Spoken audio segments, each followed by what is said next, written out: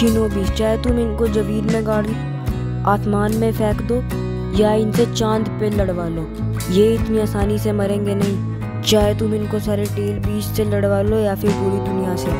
फिर कैसे एक ऐसा शिनोबी जिससे पूरी दुनिया डरती है, जिस बंदे ने अपनी फ्लिकर टेक्निक मास्टर कर इतनी फास्ट कर ली थी कि सनसीरी टाइप निंजा भी उसको डिटेक्ट नहीं कर पाते थे, वो अपनी एक आँख खोलने पर सुसाइड कर लेता है और मरता भी कहते हैं एक क्लिफ से गिरकर।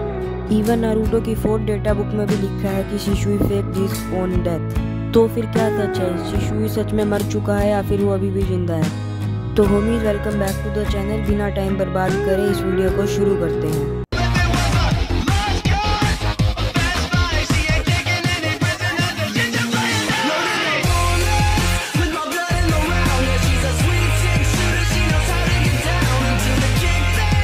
वीडियो में मैं क्लियर कर दूंगा कि शिशुई जिंदा है या फिर मर चुका है विद फुल प्रूफ रीजन। इस बात पर डिस्कशन चलता रहता है कि शिशुई जिंदा है या फिर वो मर चुका है, क्योंकि ऐसे नारुतो में बहुत सारे कैरेक्टर है जिन्हें हमने अपनी आंखों के सामने मरते हुए देखा है और फिर बाद में पता लगता है कि वो जिंदा हो गए हैं। जैसे फर्स्ट टाइम हाशिरामा ने मादरा को मार दिया था और फिर उसने यूज करी थी इज़ानागी, जिससे वो पास्ट के कुछ इवेंट्स ही बदल देता है और फिर वो जिंदा हो जाता है। और कुछ कैरेक्टर के लास्ट मोमेंट तक हमें लगता रहता है कि ये नहीं मरने वाला और फिर वो मर जाता है, जैसे जिराया सेंसर और ककाशी।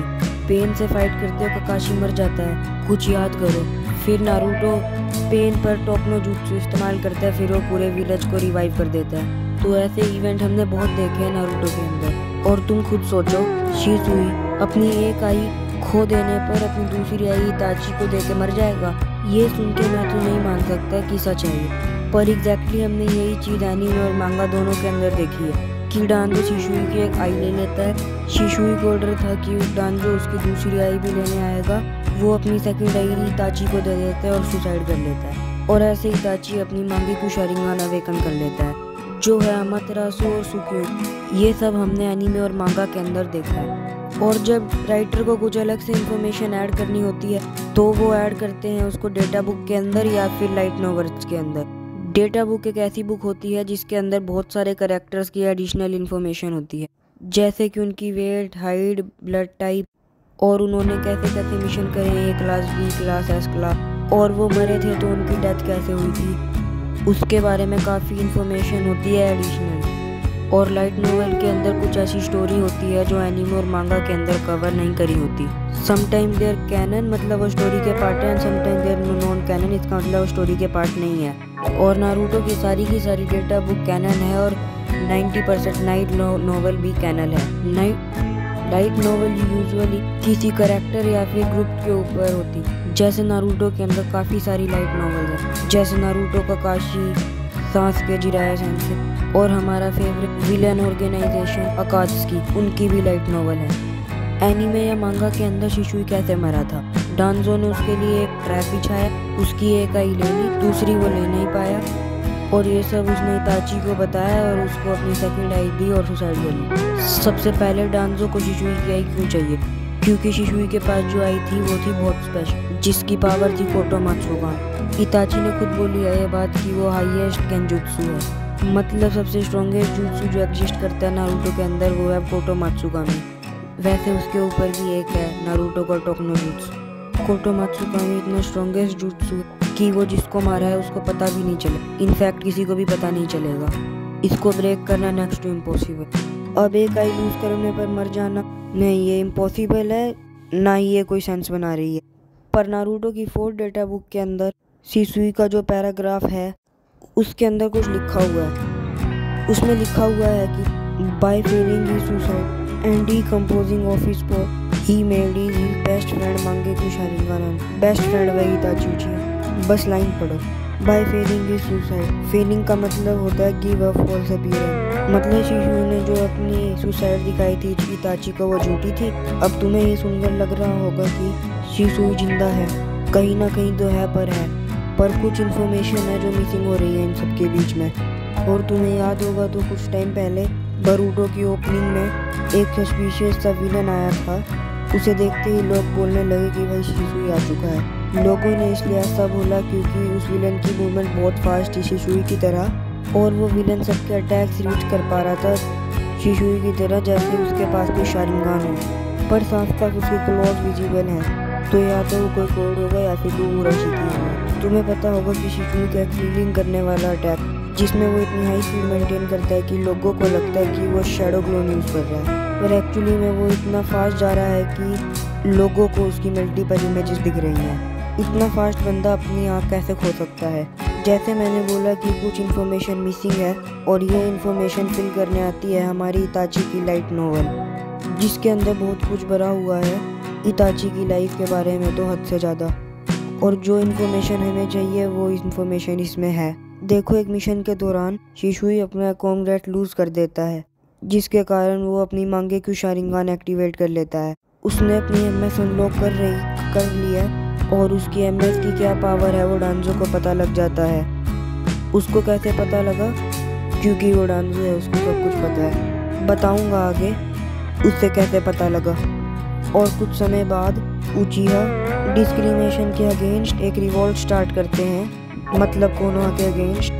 और उस time Itachi as a double agent काम कर रहा होता है, मतलब कोनोहा के लिए वो उचिहा पर स्पाई कर रहा होता है, और उचिहा के लिए वो कोनोहा पर स्पाई कर रहा होता है। और जो उचिहा रिवॉल्ट कर रहे होते हैं डिस्क्रिमिनेशन के अगेंस्ट, उनका लीडर होता है फुगाकू उचिहा इताची का बाप। और शिशुई और इताची जो कोनोहा और उचिहा दोनों को ही बचाना चाहते हैं, और उनका प्लान बनता है कि वो शिशुई की मांगेक्यू शारिंगान कोटो मात्सुकामी को यूज करते हैं फुगाकू के ऊपर, और उसे गेंजुत्सु में डालकर उसे कंट्रोल कर लेते हैं, और सारे उचिहा को समझाते हैं कि ये गलत है, तो इससे उचिहा और कोनोहा दोनों ही बच जाएंगे।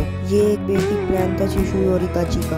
और सिर्फ शिशुई की ही मांगेक्यू शारिंगान की पावर फुगाकू के ऊपर यूज करनी थी। इसके दो रीज़न हैं कि फुगाकू एक बहुत ही स्किल्ड उचिहा था, और उसने भी अपनी एमएस अनलॉक करी हुई थी, तो इस पे बहुत ही हाई लेवल और स्ट्रॉन्ग गेंजुत्सु काम करता, जो कि कोटो मात्सुकामी है। और दूसरा रीज़न कि शिशुई को पता था कि किसी न किसी पॉइंट पे डांजो उसकी आई लेने आएगा, और अगर वो उसको पहले ही यूज़ कर दे तो उसकी आई 10 सालों के लिए बंद हो जाएगी। अगर तुम भूल गए हो तो कोटो मात्सुकामी 10 साल में बस एक बार यूज़ हो सकती है, और ऐसा हो जाता तो शिशुई की आई भी सेफ हो जाती, डांजो को आई भी नहीं मिलती, और उचिहा भी बच जाते, और शायद कोनोहा भी बच जाता। पर डांजो को उनका प्लान पता लग जाता है, और वो आकर शिशुई की एक आई ले जाता है। पर अगेन डांजो कैसे पता लगा उनके प्लान के बारे में, और डांजो एक ऐसे बंदे की आई कैसे लेकर जिसे सेंसेई टाइप निंजा भी डिटेक्ट नहीं कर सकते थे, जो इतना फास्ट है, उसकी आई कैसे ली थी डांजो ने? इसका जवाब मैं नहीं, इसका जवाब इताची की लाइट नोवेल दे। इताची की लाइट नोवेल के अंदर बता रखा है कि शिशुई को किसने मारा था। तुम गैस करो कि वो बंदा कौन से क्लैन से होगा जिसको शिशुई उचिहा ने मारा होगा। उजुमा की संजू, सारुतोबी, या फिर कोई और उचिहा? नहीं, इनमें से नहीं है कोई। जिसने शिशुई को मारा था वो बिलोंग करता था आबुरामे क्लैन से। तुम्हें वो शिनो याद है, वो मक्खी मच्छर वाला इंसान? हाँ, उसी क्लैन के बंदे ने वहाँ मारा था शिशुई उचिहा को। योजी आप Aburame was the killer of Shisui Uchiha. मैं तुम्हें बताता हूँ कि ये चीज़ कैसे हुई, और लाइट नोवेल के अंदर प्रॉपरली लिखा हुआ है कि ये चीज़ कैसे हुई। योजी एक लाइट नोवेल कैरेक्टर ही है, और वो कभी भी किसी एनिमे और मांगा में नहीं आया। योजी के फादर बहुत एब्यूसिव बंदे थे, और वो उससे जलते थे। योजी ने अपने 5th बर्थडे के ऊपर अपने फादर के ऊपर गलती से जूस गिरा दिया, और इस बात ने उसने उसका गला ही काट। मैं मजाक नहीं कर रहा, ये बात सही लिखी हुई है। और फिर इस गुस्से के अंदर योजी ने अपने फादर को मार दिया, पर अब योजी बोल नहीं सकता था उसके फादर की वजह से। और यहाँ पे आता है डांजो, जो उसको अपने अंडर ले लेता है, और इसको ट्रेनिंग देते हैं, और इसको रूट के अंदर शामिल कर लेते। जो अनबू थे ना, ये उनके अंदर एक सब डिवीजन है रूट्स, और इसका लाइफ गोल था इताची पर स्पाई करना। अकेडमी से लेकर, अनबू से लेकर, रूट से लेकर, जब इताची ने विलेज छोड़ दिया था तब भी वो उस पर स्पाई करता था। और यही बंदा था जिन्होंने इताची और शिशुई का प्लान लीक कर दिया था, मतलब डांजो को बता दिया था। और डांजो कोटो मात्सुकामी को कोई और यूज तो नहीं होने देता, उसको वो चाहिए था। और तुम्हें याद होगा कि डांजो और शिशुई यहीं पे मीटिंग होती है, पर फिर वो कहीं और ही होते हैं, जहाँ पर डांजो शिशुई की आँख चुरा लेता है। जब इन दोनों की मीटिंग हो रही होती है, और जब एक दूसरे के आमने सामने होते हैं, इस सब के बीच योजी अपने एक इंसेक्ट से शिशुई के अंदर पॉइजन डाल देता है, और इसकी वजह से वो स्लो भी हो जाता है, और उसके कुछ बॉडी पार्ट्स पैरालाइज भी हो जाते हैं। तभी डांजो इतने फास्ट बंदे की आई चुरा पाता है, और ये पॉइजन शिशुई की बॉडी से रिमूव नहीं हो पाता। हाँ, तो ये था मेन रीज़न शिशुई की डेथ का। शिशुई को पता था कि वो मरेगा, इसलिए उसने अपनी फेक डेथ करी इताची के सामने सुसाइड वाली। और ये बात डेटा बुक के अंदर भी मेंशन है। शिशुई के मरने का रियल रीजन है पॉइजन, और उसको मरते देख इताची भी अपनी मांगी की शारिंगन अनलॉक कर लेता है। तो ये था असली रीजन उसकी डेथ का। तो हाँ, शिशुई डेथ। तो अब तुम्हें पता है रियल रीजन की शिशुई क्यों मरा था। उसने अपनी एक आँख लूज करने पर सुसाइड नहीं कर, वो इतना कमज़ोर नहीं था, पर उसको पता था कि अब वो मरने वाला है। और एक चीज़ मैंने तुम्हें बताया कि योजी ने स्पाई करा इताची पर उसके विलेज छोड़ने के बाद भी, तो क्या ये इताची होने देगा? क्या वो उसको खुद पर स्पाई करने दे? और क्या वो अपने बेस्ट फ्रेंड का रिवेंज नहीं लेगा? तो सबसे पहले इताची ने उसको कोटोमात्सुकामी के अंदर डाला ताकि वो उसको मेंटली टॉर्चर कर सके, और फिर उसको जिंदा जला दिया अमातेरासु से और उसके सारे इंसेक्ट्स को। तो ऐसे इताची ने अपने बेस्ट फ्रेंड का रिवेंज लिया था। तो हम चलो वीडियो को यहीं पर एंड करते हैं। तो आई होप आपको इससे कुछ नया सीखने को मिला होगा। तो प्लीज़ इस वीडियो को लाइक कर देना और चैनल को सब्सक्राइब कर देना। Thank you for watching.